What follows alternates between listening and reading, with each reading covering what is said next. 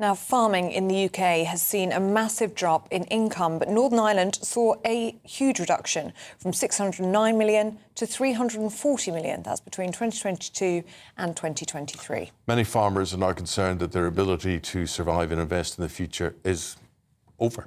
And serious concerns about Britain's food security have to be addressed. Our reporter Douggie Beattie will be in the studio very shortly, but first of all, here's his report. We're down now to the average crop farmer income last year was predicted to be 11,500. So that's about 1/5 of the average household income in Northern Ireland.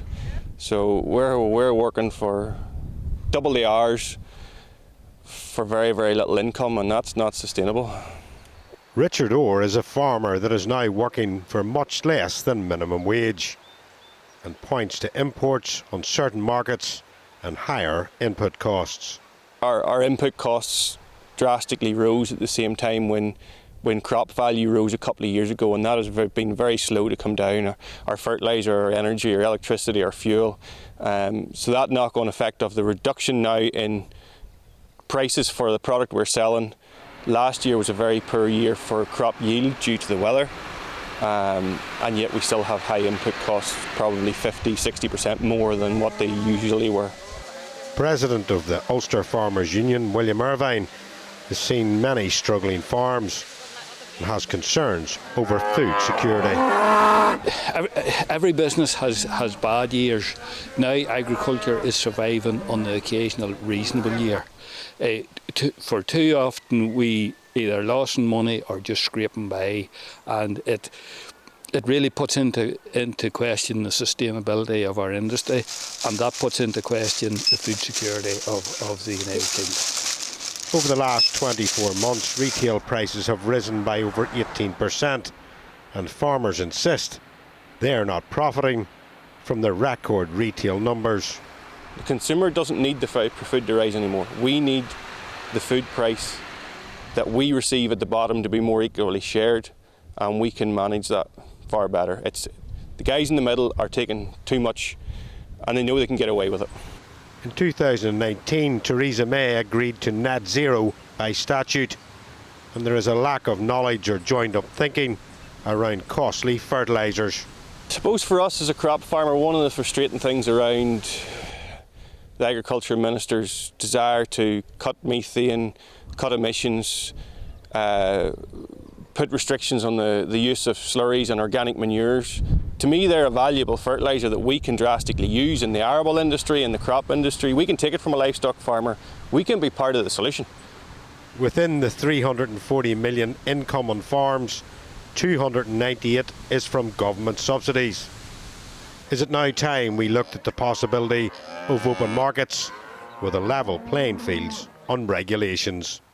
That's a question for society.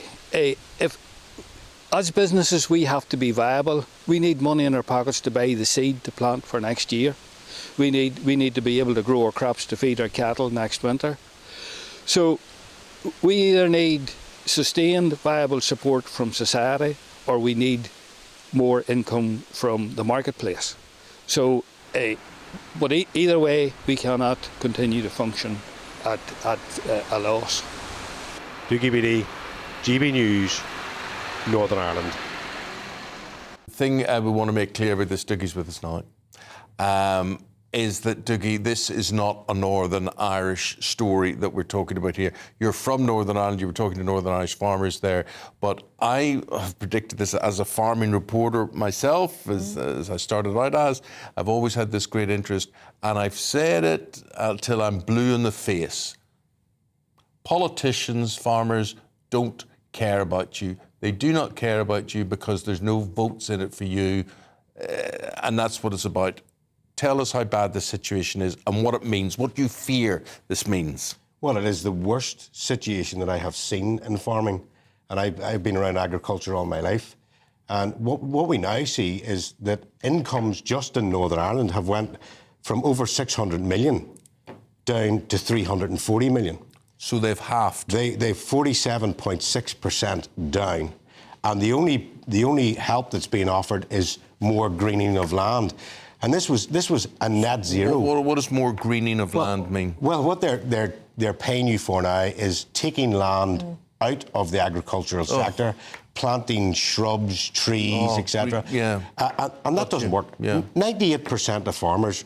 How do they expect that we're going to feed ourselves, that people, and you talk about those farming families there and whatever it is, they actually, how they pay for their whole family circle? How do they think that'll magically happen? Well, it's obvious that they're not. I mean, one of those farmers there, he is quite a substantial farmer, is down to £11,500 a year income. I spoke to 2 farmers before I left Northern Ireland.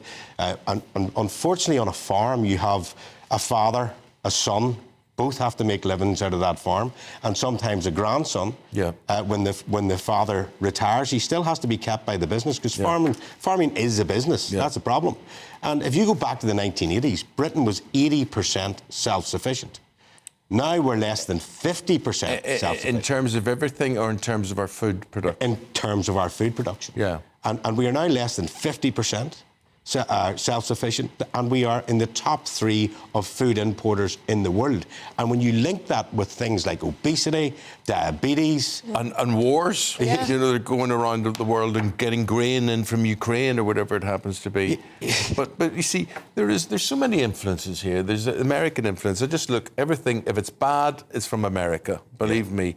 And if it's cheap, it's from America as well. So it's all about the bottom line for those guys. They don't care what you eat. They don't care what it is. It's just about making money for them. But at €11,500 a year, I mean, they're not going to be able to continue, are they? This is a community that has been largely ignored. Well, it's very much ignored. And at this moment in time, all 4 nations are now negotiating with the government for single farm payment. And because it ran out in the last mandate. So every government creates a new mandate. But in 2019, Theresa May brought in this net zero by statute. It wasn't brought into the House of Commons, it was agreed.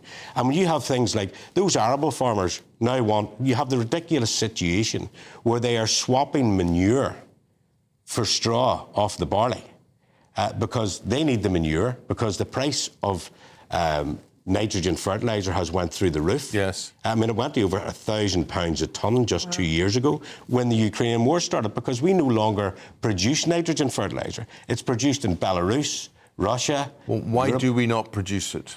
Well, all that industrial stuff was put out of Europe. Right. And we now see this playing out the whole way across Europe.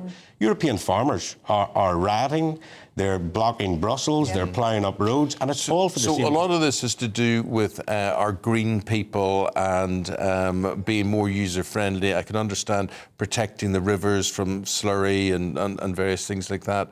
But by and large, you're getting a lot of people legislating against farming communities, people who are from cities and people who just don't understand, nor do they care, incidentally. Much worse, the government doesn't seem to understand cause and effect, because you have things like, OK, let's take 20% of your land out of production. Yeah. And you have 100 head of cattle, that's an acre per head, so you've took 20 cows out of your population.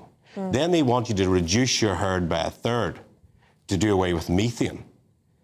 So when these arable farmers go to grow their crops, where are they getting the manure from to feed the fields? So they're going to have to... So you're making it clear to people manure is a commodity. Oh, of course it is. Commodity that of you course can it is. trade And with.